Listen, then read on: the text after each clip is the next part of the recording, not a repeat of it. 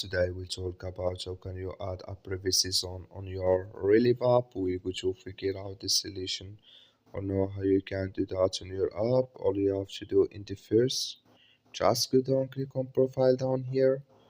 So then it's going to take you to your profile. It's going to show for you like this here.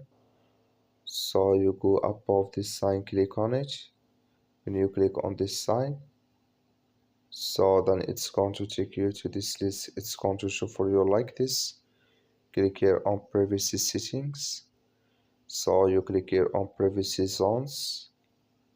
You click here on add privacy zone here. So then here you just click here on will using the app, then it's going to add with you on your Relive app. So that's all you have to do. And here can you select it in this list here.